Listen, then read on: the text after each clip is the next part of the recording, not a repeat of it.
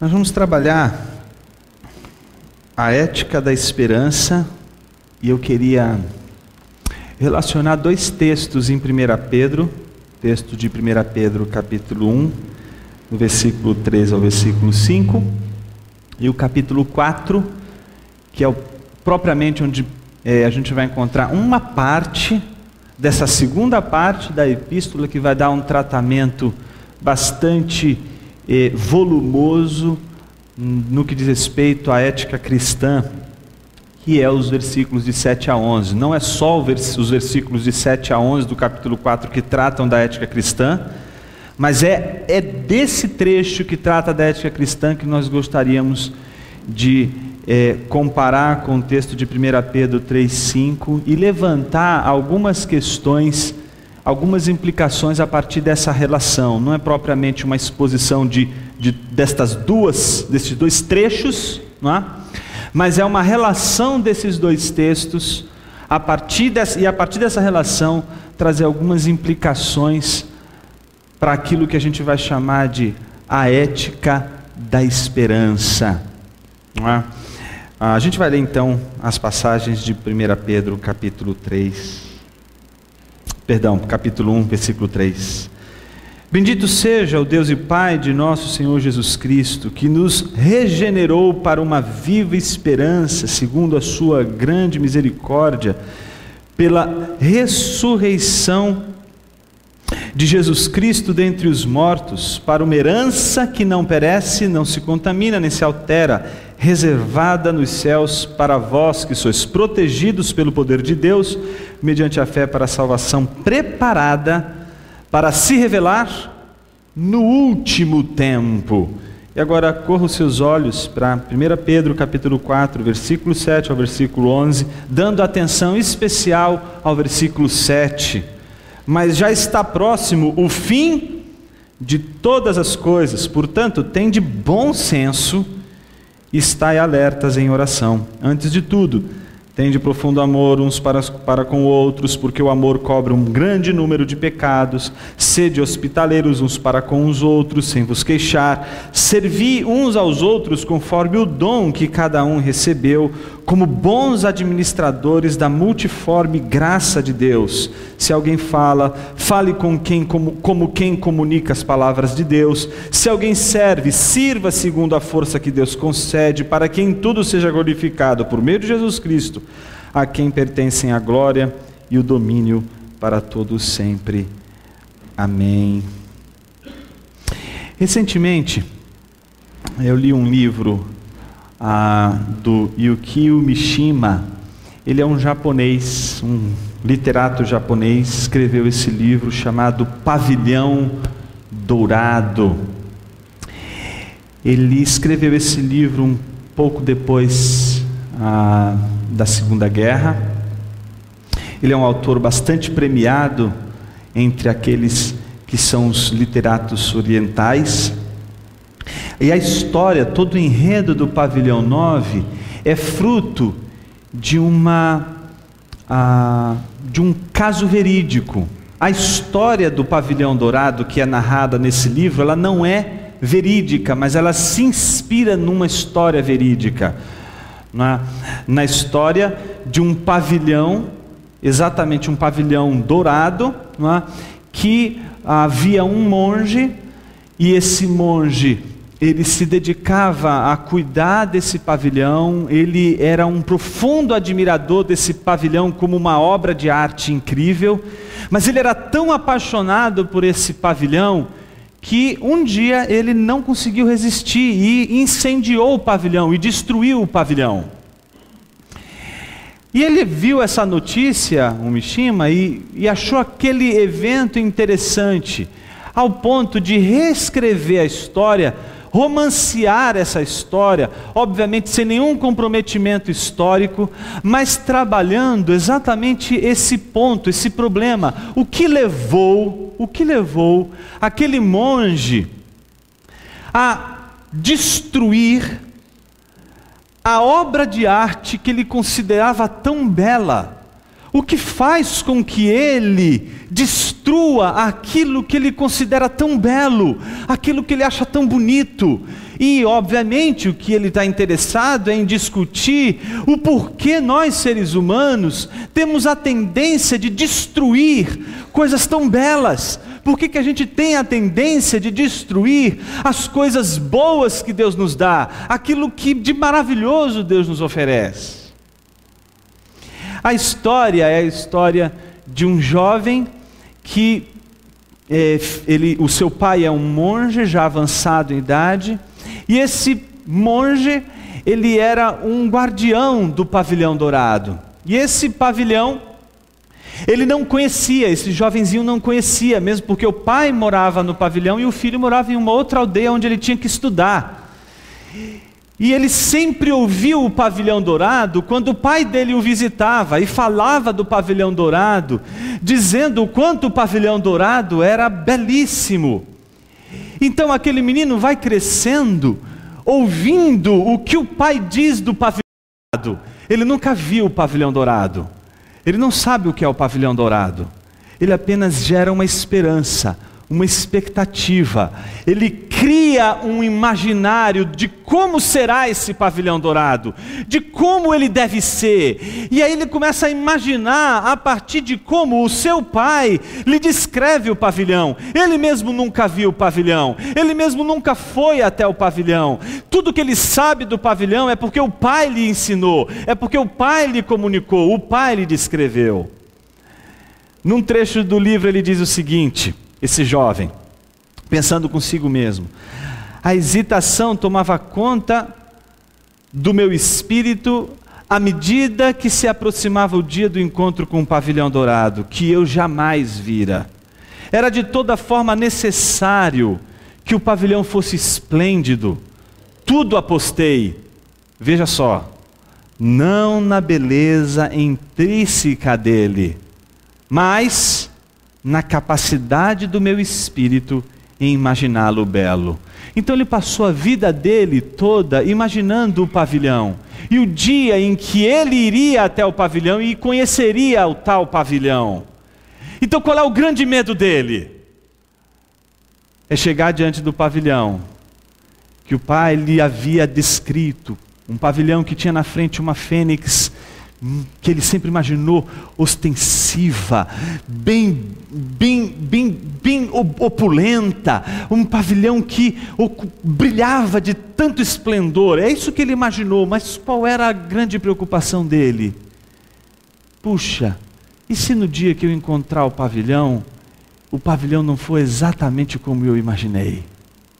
Então o pavor dele era exatamente ser surpreendido pela realidade de um pavilhão que não corresponde com as suas imagens do pavilhão. E aí parece ser melhor viver e apenas encarar a possibilidade do pavilhão ser belo do que a realidade de um pavilhão que não é belo. Então é melhor se entregar à ilusão e viver a ilusão daquilo que na minha mente é belo, do que de repente ser assaltado pelo real que é feio e que fará ruir toda a minha imaginação, todas as minhas expectativas criadas a partir da imagem que formei do pavilhão. Era assim que ele se debatia.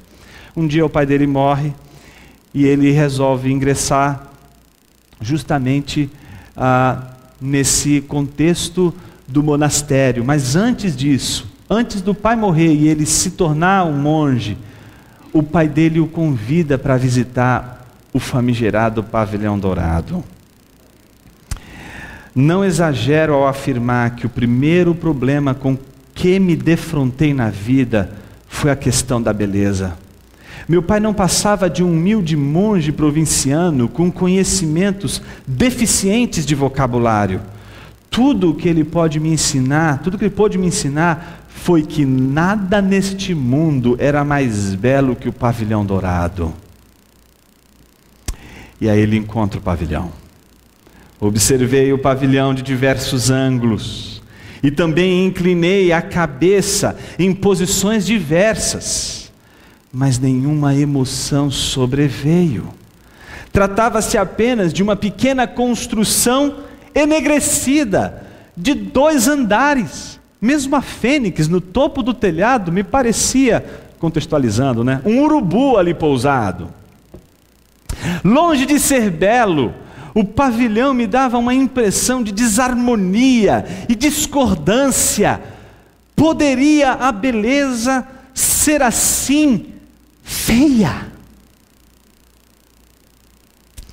Eu acho que esse episódio, ele reflete muito os nossos mecanismos intelectuais, mentais e imagéticos acerca de tudo aquilo que a gente espera. E o porquê essa sensibilidade estética é tão importante para nós. Porque se aquilo que a gente considera extremamente valioso, belo, sublime, não for sublime, belo, importante, valioso, isso trará implicações fundamentais para a nossa ética, para o nosso agir no mundo. Deixe-me explicar melhor isso. Nós não agimos eticamente, ou nós não agimos no mundo, ou nós não agimos no mundo da vida sem um horizonte estético. Eu vou repetir isso. Nós não agimos no mundo da vida sem um horizonte estético. Todas as nossas ações são premeditadas por imaginações. E estas imaginações geram expectativas. Alguém que, por exemplo, decide se casar. Esse alguém que decide se casar, ele imagina o casamento, ele imagina o dia a dia. Ele não está livre de, ao agir, imaginar de uma sensibilidade estética de tudo aquilo que será exatamente essa ação ou a realização desse ato. Ninguém está livre de, nas suas ações ou no seu agir, não gerar expectativas a partir de todas essas ações, de todas essas atitudes. E isso é aquilo que demanda toda a reflexão ética. A gente poderia pensar o porquê que não existe ética entre animais, por que o seu cãozinho não existe, não é, no mundo dele um código de ética, não é? E por que ele age no mundo sem esse código de ética? Ele age nesse mundo sem esse código de ética porque ele é desprovido não só da capacidade intelectual, mas da imaginação proveniente dessa capacidade intelectual. O cãozinho não é capaz de refletir eticamente. Ele não é capaz de ponderar. Ele não é capaz de bom senso. Ele não é capaz de consciência. Ele não é capaz da sindérese, aquilo que os antigos chamavam de ponderação consciente dos nossos atos, de que uma pessoa quando age de uma maneira inconsciente, a primeira coisa que a gente tem que perguntar é se ela pode ser punida pelos seus atos. O que caracteriza a punição de alguém por um ato mau ou por um ato não consciente? Então todas as nossas dificuldades em entender e compreender as nossas ações no mundo, é perceber qual é o papel da ética no mundo da vida. E o papel da ética no mundo da vida não é o da ação em si, mas é de toda a nossa racionalização, reflexão e pensamento, ponderação sobre as nossas ações. A ética atua no mundo da deliberação, no mundo da racionalidade. O problema é que às vezes a ética, ela parece ter um delay, um atraso com relação à vida. Parece que a gente age mal, age de uma maneira não ética, e a gente só consegue pensar eticamente depois que a gente agiu mal. De onde vem, portanto, não o agir mal, mas de onde vem a nossa reflexão sobre a ética, sobre nossas ações? E mais do que isso, de onde vem as expectativas de que se agirmos assim, tudo aquilo que a gente imaginou vai acontecer? Então, veja como isso tem a ver até mesmo com espiritualidade. Se você acredita e fundamenta a sua ética num padrão retributivo, você vai entender que o seu agir corretamente, cumprindo os mandamentos de Deus, vai lhe prover uma retribuição divina, que é guardar os seus bens, guardar a sua casa, guardar a sua família. E portanto, se você obedecer os mandamentos do Senhor, você vai estar protegido de todos os males, porque você então terá uma prerrogativa da proteção divina, e então você age corretamente, porque agir corretamente significa que Deus estará guardando você, e no dia que você não agir corretamente, você estará vulnerável, portanto, às suas más ações. Talvez o maior exemplo bíblico que pode vir à nossa mente numa situação como essa seja o drama de Jó. Aquele contexto em que o que se espera é que os homens agindo bem possam ter a retribuição do Deus que os guarda porque eles agiram bem. Mas no momento em que o justo agindo bem e escolhendo bem, que é agir segundo os mandamentos de Deus e ser íntegro, não ceder à corrupção e desviar do mal, ele percebe que este movimento gera uma sensibilidade estética, um imaginário. Qual é o imaginário? Servindo a Deus desta maneira, com integridade, terei a minha casa, os meus filhos, os meus bens, as minhas propriedades, tudo isso estará guarnecido, tudo isso estará protegido, haverá segurança, porque estou seguindo os mandamentos de Deus, ajo corretamente, minhas ações no tempo, no mundo da vida, correspondem a um agir bem. Então logo, Deus vai me proteger. E aí o nosso imaginário é o imaginário sempre triunfalista. Nenhum mal chegará à nossa tenda. Vão cair 1.000 de um lado, 10.000 do outro, mas a gente não vai ser atingido. A gente encontra textos bíblicos para reforçar o nosso pensamento e também reforçar a nossa sensibilidade estética, a nossa imaginação decorrente das expectativas geradas em torno desse agir corretamente. Mas aí acontece o inusitado. Aquela imaginação, não é? Aquilo que a gente criava dentro de um contexto imagético, que seria extremamente coerente com as nossas boas ações, não acontece. Nossa casa não é protegida, nossos filhos não são protegidos, nossos bens não são protegidos e nem nosso corpo. E talvez uma das frases mais significativas dessa frustração da sensibilidade estética esteja na declaração de Jó, quando ele diz: o que eu mais temia me sobreveio. Assim como aquele jovem monge que temia que o templo não fosse tão bonito como ele imaginava, e quando ele se deparou com um templo feio, ele precisa tomar uma grande decisão.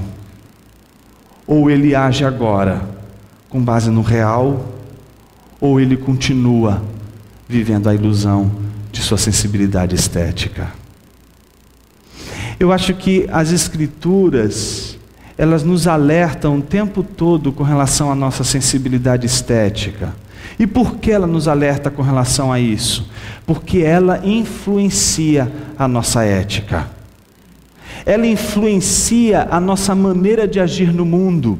Porque ninguém age no mundo sem esperança, sem expectativas.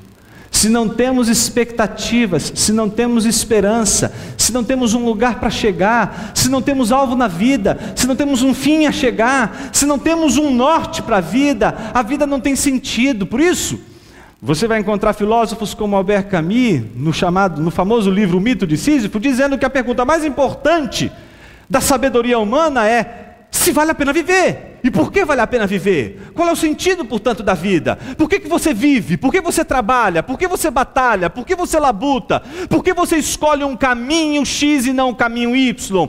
Por que você resolveu seguir um caminho de uma conduta boa, de uma conduta justa? Porque no fundo você espera que essa atitude boa e justa seja acompanhada de uma retribuição por conta do andar justo. Isso gera uma expectativa, isso gera uma imaginação. Ninguém aqui estabelece planos para a vida, por exemplo, um sentido para a vida e um plano para o futuro, não é? Imaginando desastres, né? Eu vou imaginar uma história para mim, não é? Sobre minha vida no futuro, e eu vou colocar um monte de desgraça nessa história. Não é? Eu vou colocar na minha história de vida o dia mais feliz da minha vida, um caminhão passando por cima de tudo. Não é? Eu vou fazer disso uma performance estética contemporânea de cunho dadaísta, nonsense, sem sentido, absurda.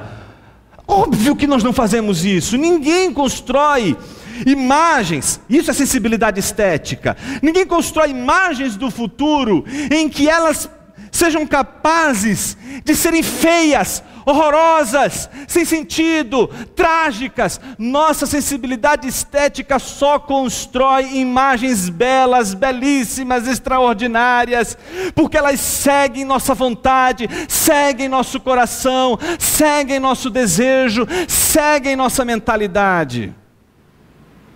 Portanto, a gente tem que lidar com duas coisas aqui, principalmente quando a gente fala sobre ética.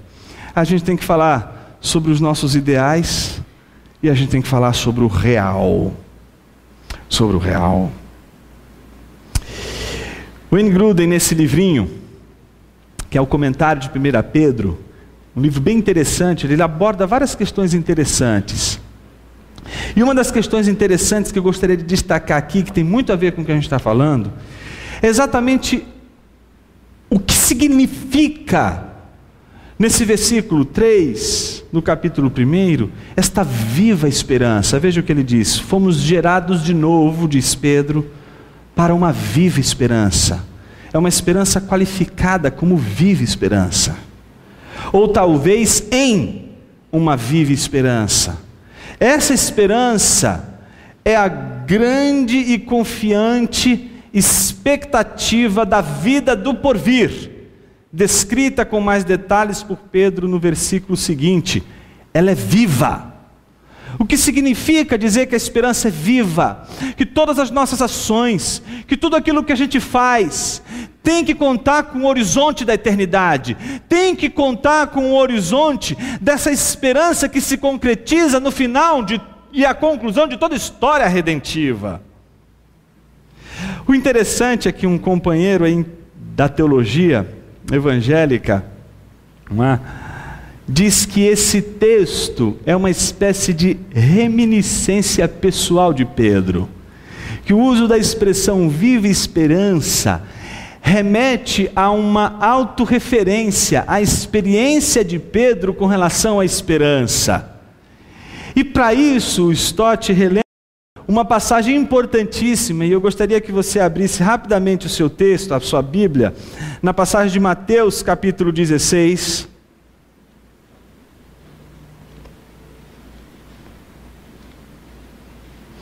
do versículo 13 ao 23.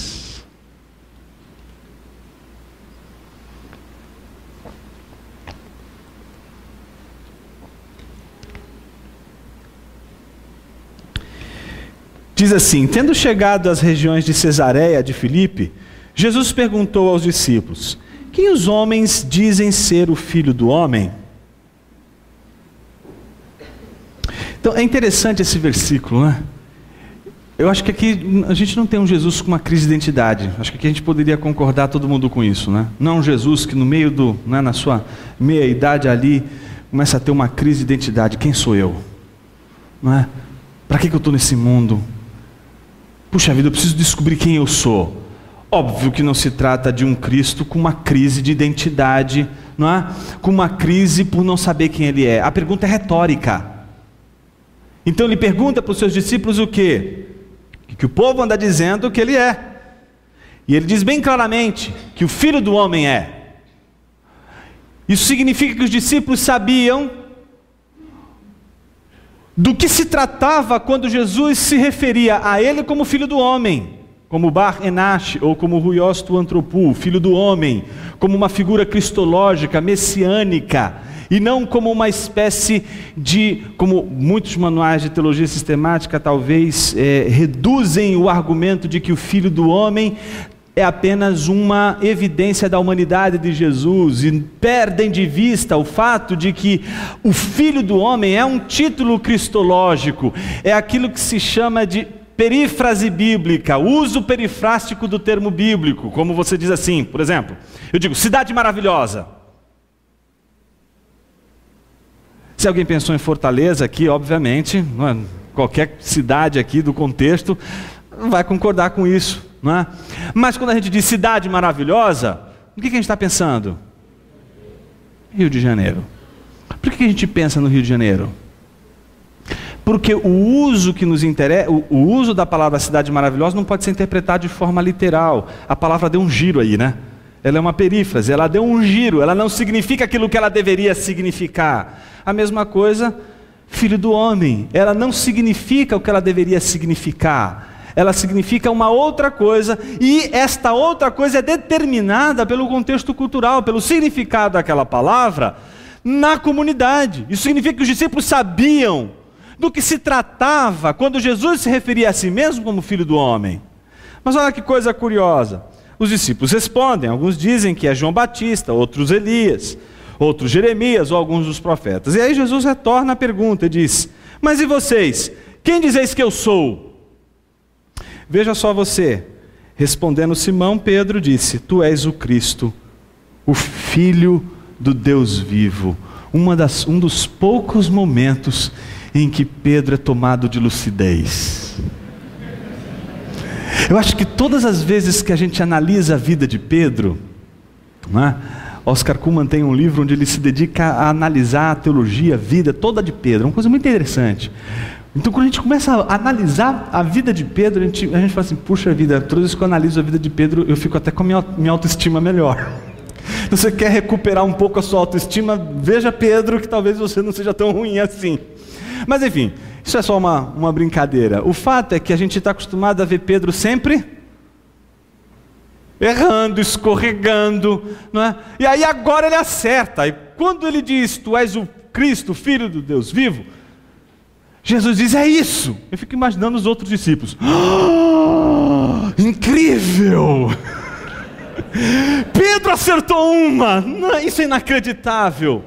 Mas dura pouco tempo, irmãos. É assim na vida de Pedro, dura muito pouco. A alegria de pobre dura muito pouco. Logo em seguida Jesus olha e diz para ele: Simão Barjonas, tu és bem-aventurado, pois não foi carne e sangue que te revelaram isso, mas meu Pai que está nos céus. Ou seja, quando ele acerta, ele não pode nem dizer que foi ele que acertou, não é? É obra da revelação de Deus e da graça de Deus sobre Pedro. É isso que nós somos. Eu e você somos como Pedro, nunca acertamos. E quando acertamos, não podemos nos gloriar com isso, porque se acertamos foi pela graça preciosa do Espírito de Deus, do Pai, sobre nossas vidas. Pedro acertou: tu és o Cristo, o Filho do Deus vivo. Então eu fico imaginando Pedro todo orgulhoso, todo feliz, porque o imaginário de Pedro é isso mesmo. Ele é o Messias, ele é o Cristo. E toda a carga semântica que envolve confessar Jesus como Messias naquele contexto, ela traz um imaginário, uma sensibilidade estética incrível. Ele é capaz de imaginar Jesus lá na frente. E é capaz também, talvez, de imaginar-se junto com Cristo lá na frente. Imagine agora, quem é Pedro do lado daquele que será o Messias, o Redentor, que vai sentar no trono. E aí o trono literal. Imagina Pedro pensando assim. Entretanto, o texto continua dizendo: eu te darei as chaves, não é, do reino do céu. O que ligares na terra terá sido ligado no céu, e o que desligares na terra terá sido desligado no céu. Vou passar bem rapidinho aqui, um dia desses a gente discute essa parte do texto. Então ordenou aos discípulos que a ninguém contassem que ele era o Cristo. Desse momento em diante, Jesus começou a mostrar aos discípulos que era necessário que ele fosse para Jerusalém. Até aí tudo bem. A sensibilidade estética de Pedro não foi agredida. O imaginário dele está correspondendo com o discurso de Jesus. O problema é a seguir: que sofresse muitas coisas da parte dos líderes religiosos, a história começou a ficar feia. Todo o imaginário, toda a sensibilidade estética para algo que seria glorioso, triunfalista, extremamente sublime, agora está desmoronando diante de Pedro. Como assim? O Messias que sofre? pelos principais líderes religiosos, dos principais sacerdotes e dos escribas, e que fosse morto e ressuscitasse ao terceiro dia. Mas, veja só, o mesmo Pedro que deu uma bola dentro agora volta ao normal. A Pedro voltou ao normal, foi só um instante de lucidez. Chamando em particular, começou a repreender Jesus. Imagina, né? Repreender a palavra. Não, vou corrigir agora Jesus. Senhor, tem compaixão de ti, Senhor. Isso jamais te acontecerá. Ele, porém, voltando-se, disse a Pedro: para trás de mim, Satanás, tu és para mim motivo de tropeço. Veja só, pois não ponderas, não deliberas, não pensa, não trabalha a consciência, a mentalidade nas coisas de Deus, mas sim nas que são dos homens. Toda a sensibilidade estética de Pedro está aprisionada ao caráter da natureza humana e da sua possibilidade de interpretar o que é o triunfo, o que é o senhorio de Cristo, o que é a majestade de Jesus. Eu acho que a sensibilidade estética decorrente de nossa natureza tem determinado boa parte de nossas ações desastrosas no mundo da vida, não só no contexto fora da igreja, mas também no contexto dentro da igreja.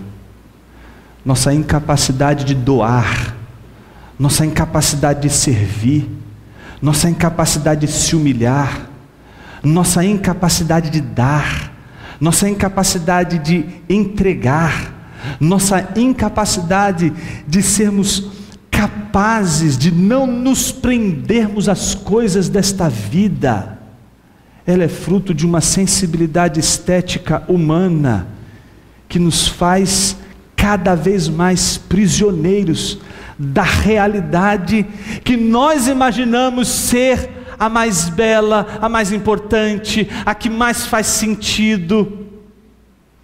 No entanto, Jesus é o real que confronta o templo, o pavilhão dourado de Pedro. Você está entendendo isso? Jesus é a feiura que contrapõe a beleza que Pedro estabelece, compatível ao Jesus que ele imagina. Veja como isso é desastroso também no mundo pastoral, no exercício pastoral.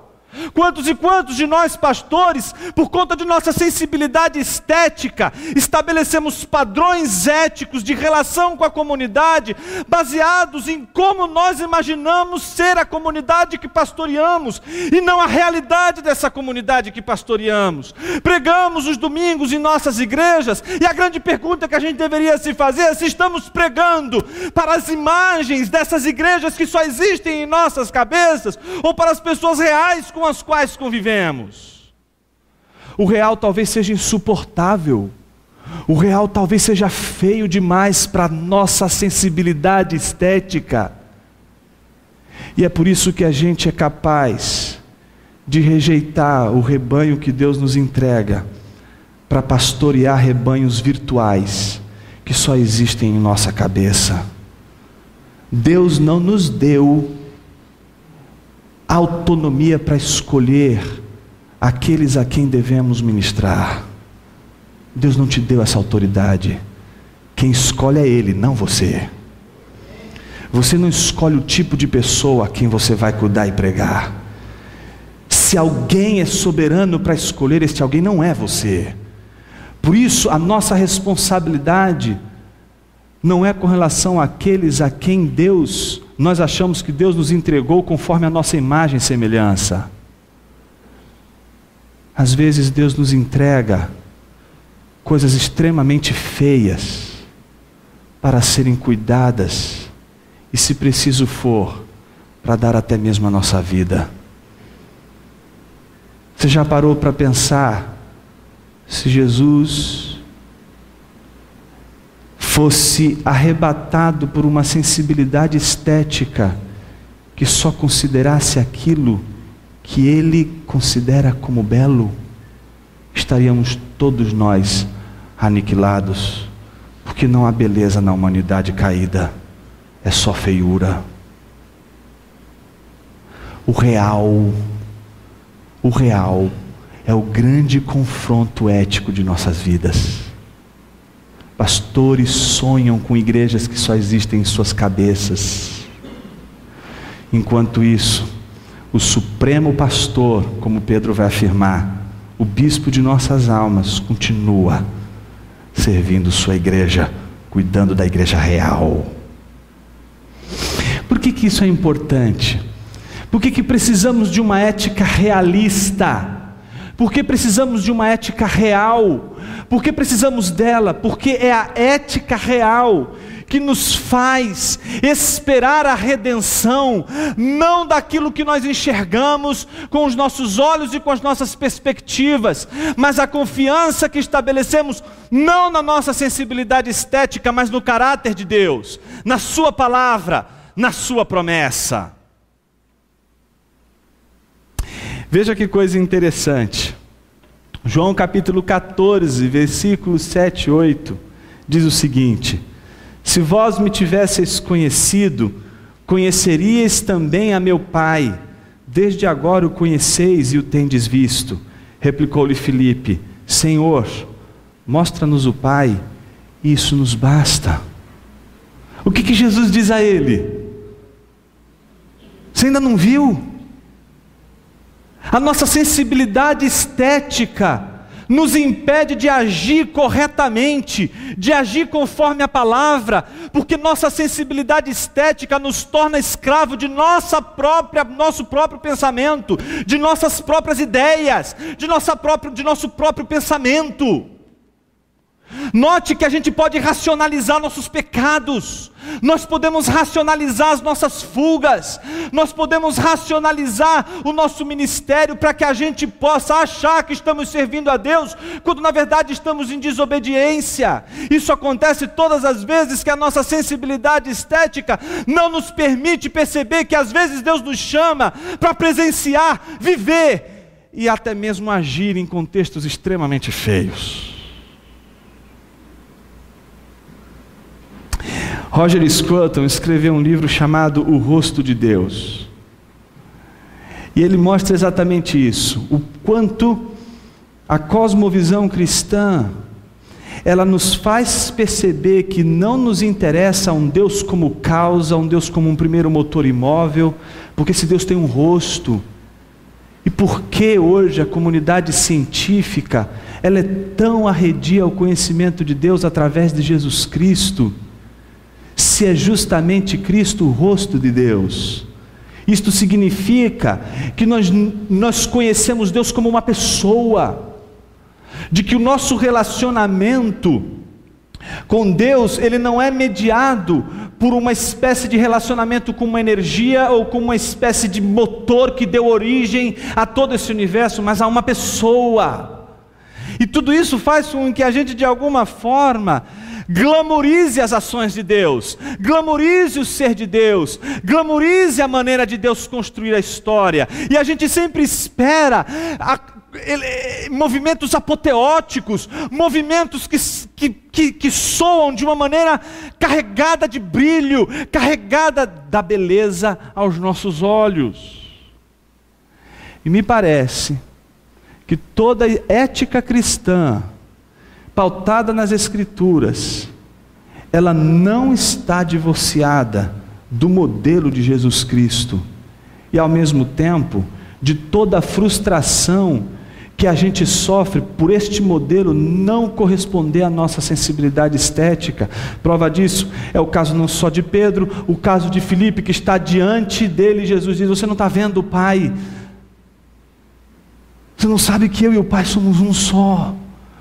Ou o caso dos discípulos no caminho de Emaús, que diante de Jesus, um texto extremamente rico, lamentam pela esperança perdida, porque aquele que haveria de libertar todo o povo, na verdade, morreu e toda a esperança foi com ele. É interessante como as nossas expectativas, elas são geradas elas geram implicações nas nossas ações. A maneira como a gente enxerga o mundo, ela determina nosso agir no mundo, ela determina a nossa ética. Você deve estar pensando, Jonas, onde você quer chegar com tudo isso? Talvez boa parte da nossa ética no mundo da vida, independente do universo cristão e religioso que a gente viva, seja de uma sensibilidade estética e utópica. O que isso significa? Que talvez, principalmente nós latino-americanos, entendamos a esperança a partir de uma sensibilidade estética utópica. O que isso significa? Que a ética, talvez latino-americana, influenciada por ideologias utópicas, nos fizeram entender a esperança não como algo real que contrapõe a nossa sensibilidade estética, mas como uma utopia que corresponde com a nossa estética e que nunca precisa se realizar, mas sempre precisa ser imaginada, porque é ela que nos move, porque é ela que provoca em nós a ação. Então, o que seria essa esperança utópica? O que seria essa utopia? Talvez tão sensível nos contextos, talvez de ordem mais marxista, ou de uma linha mais progressista, a ideia de que existe um lugar onde você precisa chegar, mas esse lugar não precisa ser real, ele precisa ser apenas imaginado, ele precisa ser apenas uma sensibilidade da sua mente, ele precisa ser apenas uma ideia. Essa ideia precisa te mover, essa ideia precisa fazer você agir no mundo, essa ideia precisa fazer com que você mude as circunstâncias, de que você vire o jogo vire a mesa, vire o jogo dessa realidade onde opressores oprimem e os oprimidos precisam virar essa mesa de uma vez por todas para que essa paz seja de alguma vez por todas realizada. E aí toda a esperança do latino-americano, essa esperança que não precisa acontecer, ela não precisa ser real, ela precisa apenas ser uma ideia que controla as minhas ações, que controla os meus atos. Ela não precisa ser real. Dá para entender por que as pessoas têm esperança de mudar os seus corpos.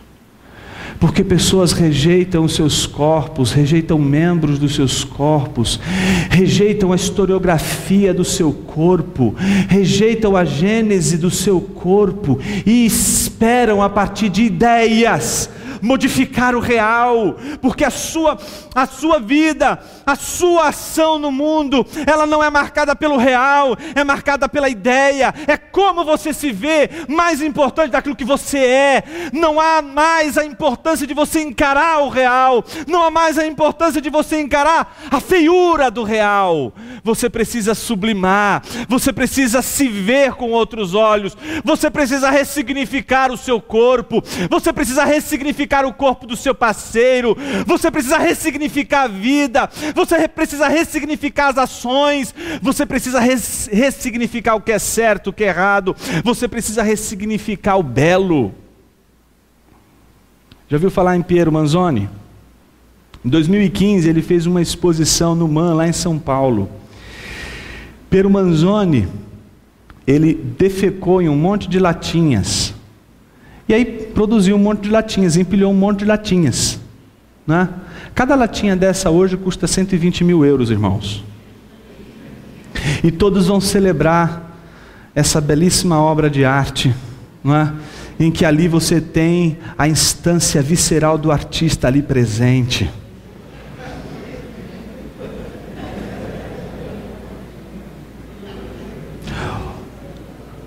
A gente vive num contexto em que o absurdo, as ideias, elas devem nos remover dos grandes debates, da grande realidade, do grande contexto que a gente vive.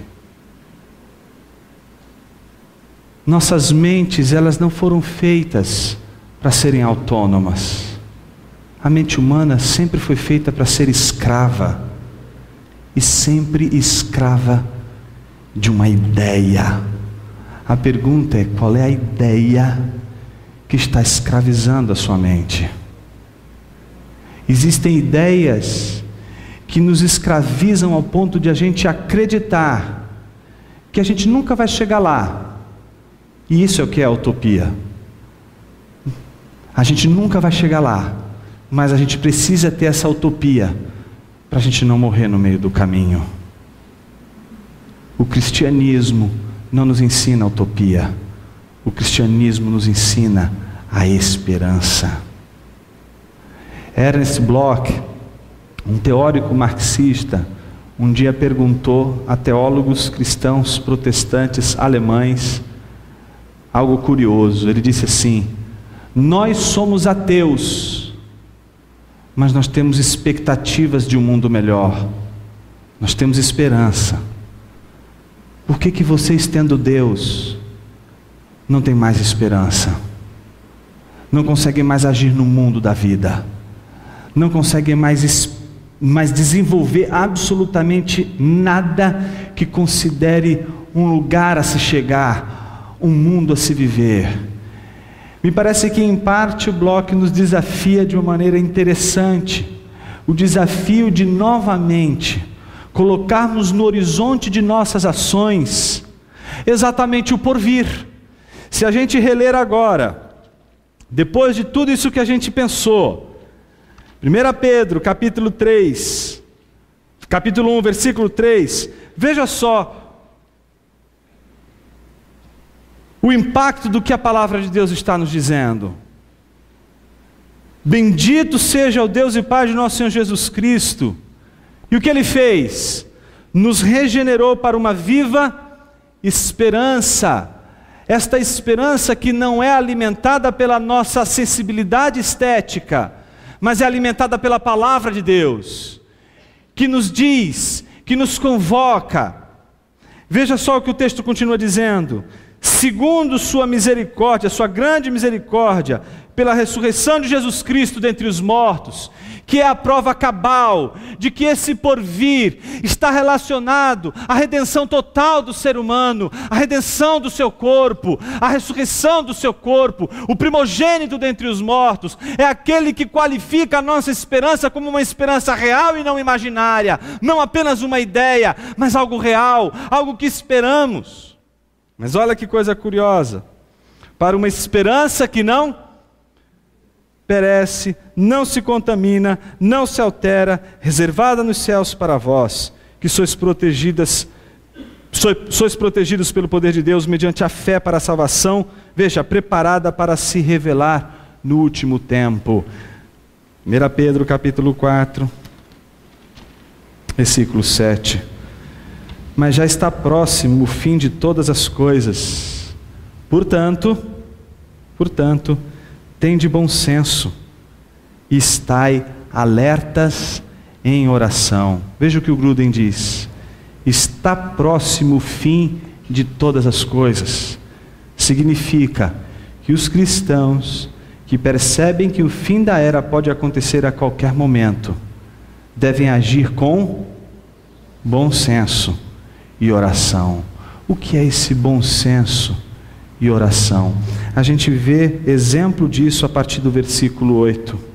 Antes de tudo, tende profundo amor uns para com os outros, porque o amor cobre um grande número de pecados. Tipo, você precisa amar os outros para chegar no lugar onde você quer chegar?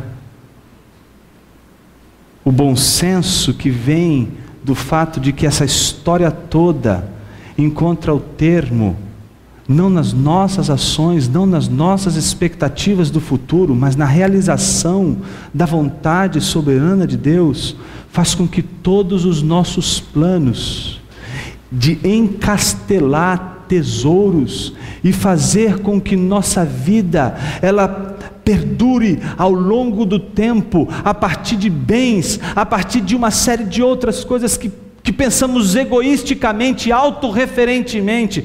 Todas elas mostram o quanto a nossa sensibilidade estética está desprovida da conversão à palavra de Deus, a palavra de Deus que nos alerta sobre um fim último de todas as coisas, que faz com que tudo aquilo que a gente realize não seja capaz de nos redimir. Veja só que coisa curiosa: sede hospitaleiros uns para com os outros, sem vos queixar, servi uns aos outros conforme o dom que cada um recebeu, como bons administradores da multiforme graça de Deus. Se alguém fala, fale como quem comunica as palavras de Deus. Se alguém serve, sirva segundo a força que... Eu vejo nesse texto um só movimento. É o movimento de dar. É o movimento de entregar. Não é o movimento de reter. Não é o movimento de usurpar. Não é o movimento de conquistar. Existe uma ética que não é a ética segundo as Escrituras, baseada na esperança do fim e do desfecho final da história, de toda a redenção, que reduz a pó tudo aquilo que a gente pode ser tentado a idolatrar como aquilo que seria a coisa mais importante da nossa vida, e que nos distingue de uma maneira incrível com relação a qualquer outra pessoa deste mundo: o completo desprendimento com relação ao mundo, o completo desprendimento com relação às coisas deste mundo. Eu não estou falando só de bens materiais, eu estou falando com relação à sua própria vida, com relação a tudo que diz respeito à sua própria vida.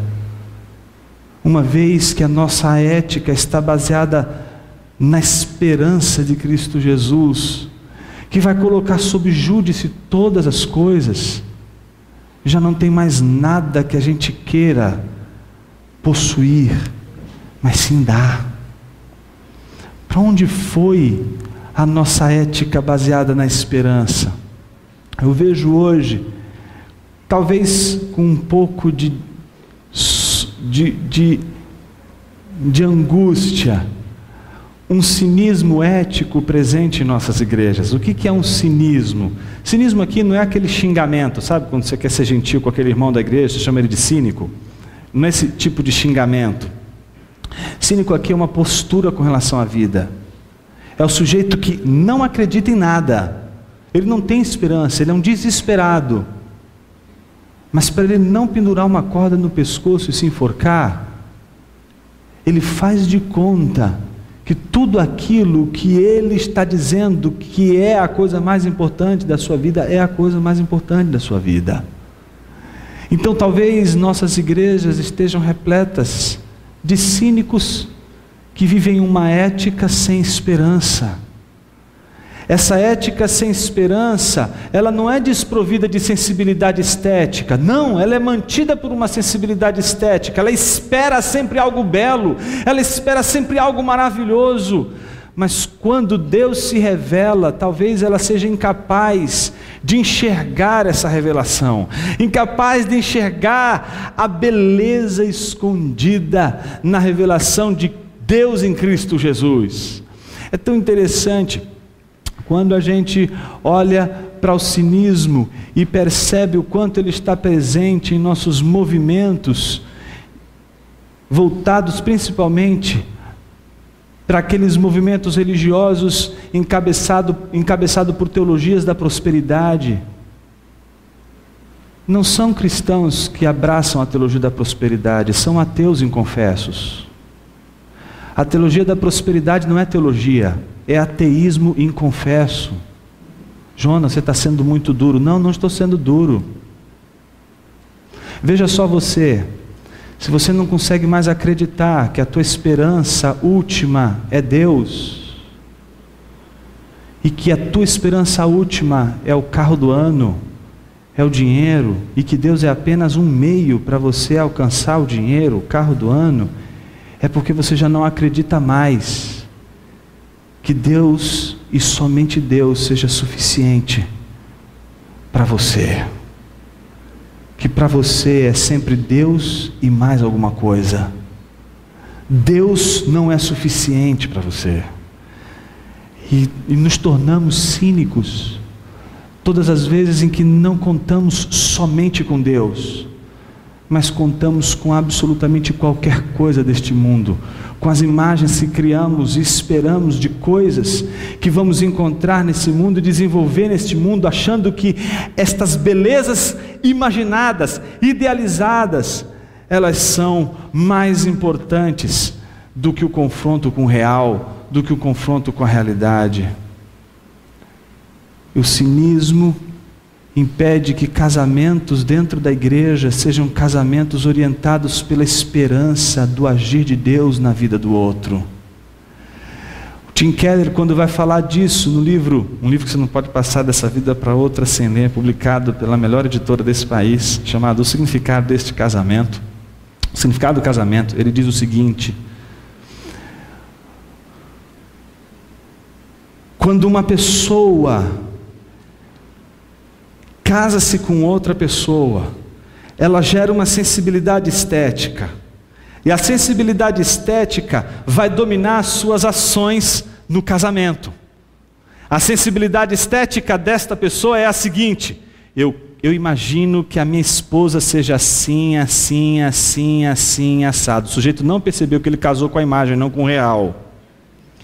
E aí no dia a dia, ele diz assim: alguma coisa está errada aqui, não é? E o que ele vai achar que está errado? Lógico que é o real.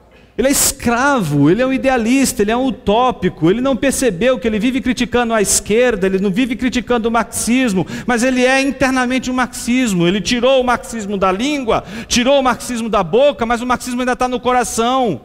O progressismo ainda está no coração, a ideologização da vida ainda está no coração, a esperança dele ainda está idealizada esteticamente na sua cabeça. Ele não conseguiu se entregar à esperança do Evangelho ainda, ele não conseguiu se entregar ao que Deus está realizando sempre e soberanamente sobre todas as esferas da vida. Então o que ele imagina? Que a pessoa tem que mudar.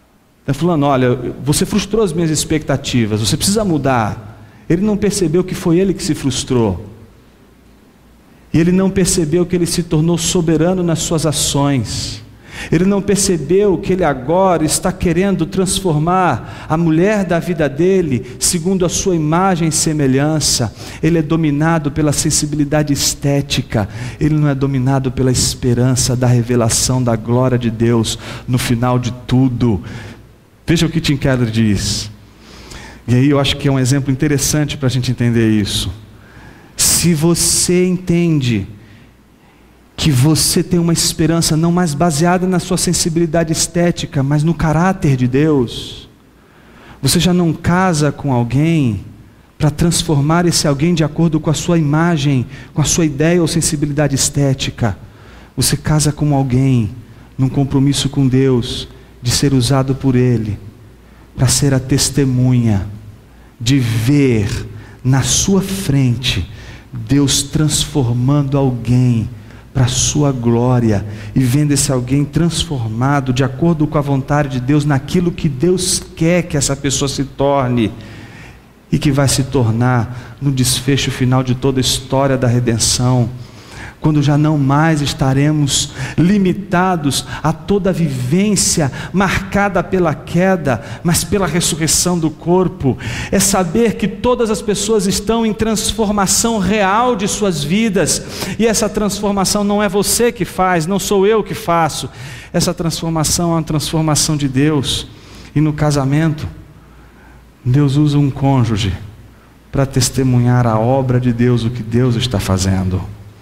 Tim Keller lembra o exemplo de Michelangelo, que viu um pedaço de mármore, e ele não viu só um pedaço de mármore, ele viu ali Moisés ou Davi. Ninguém via Davi, só via um pedaço de mármore, mas Michelangelo via Davi. E aí perguntaram para Michelangelo: o que você fez? Eu só tirei do mármore o que não era Davi, e ficou só Davi no final.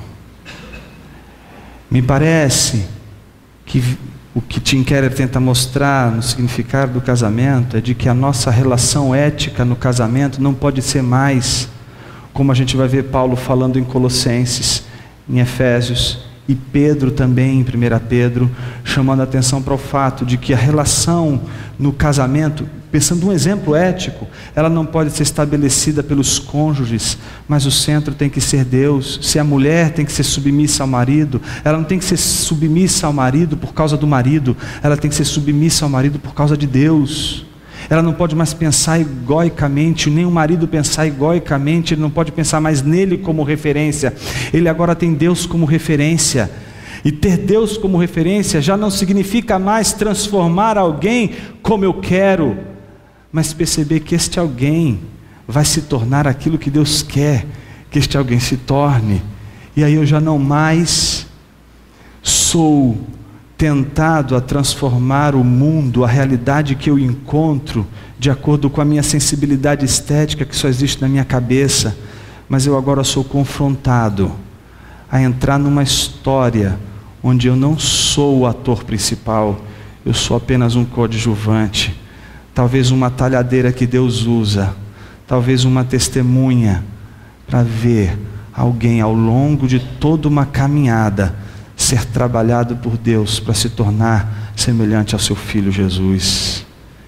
Eu acho que essa é a ética da esperança, diferente da ética baseada na nossa sensibilidade estética, baseada em nossos planejamentos e em nossas expectativas por conta daquilo que a gente imagina.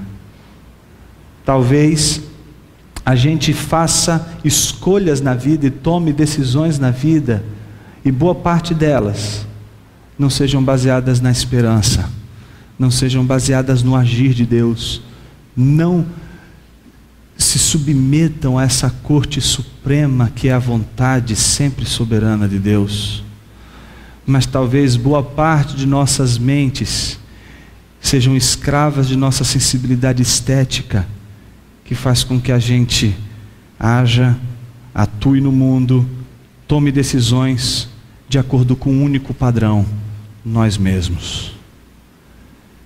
Talvez o grande antagonismo entre a ética da esperança e a ética baseada na sensibilidade estética seja que a ética da sensibilidade estética seja aquela que toma o homem como a medida de todas as coisas, mas a ética da esperança é aquela que toma a eternidade, o fim último da história, que não nos contempla com o desfecho de uma história que acaba aqui, mas que nos chama a pensar sobre a eternidade, que nos chama a pensar no porvir, que nos chama novamente a pensar numa dimensão do reino de Deus que ainda não contemplamos. Talvez a famosa tensão do já e ainda não.